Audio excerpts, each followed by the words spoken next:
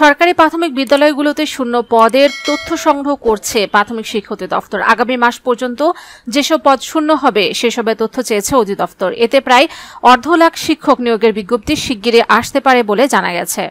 সম্প্রতি প্রাথমিক শিক্ষা অধিদপ্তরের পলিসি ও অপারেশন বিভাগের সহকারী পরিচালক কামরুন নাহার স্বাক্ষরিত এক বিজ্ঞপ্তিতে শূন্য পদের তথ্য চাওয়া হয়েছে।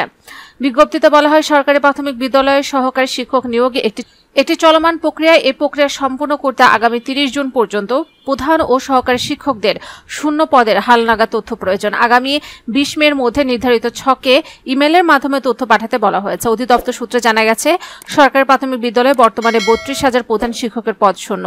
সরকারি শিক্ষকদের পদোন্নতির মাধ্যমে এসব পদ পূরণ করা হবে। বর্তমানে প্রাথমিক বিদ্যালয়গুলোতে 8,043টি পদ ফাঁকা রয়েছে। 30 জুন পর্যন্ত এই সংখ্যা 10 থেকে 12,000 হয়ে যেতে পারে। এছাড়া সঙ্গীত ও শারীরিক শিক্ষার বিষয়ের জন্য 5,166 জন সহকারী শিক্ষক নিয়োগ দেওয়া হবে। সব মিলিয়ে প্রায় 1.5 লাখ শিক্ষক নিয়োগ দেওয়া হতে পারে বলে জানা গেছে।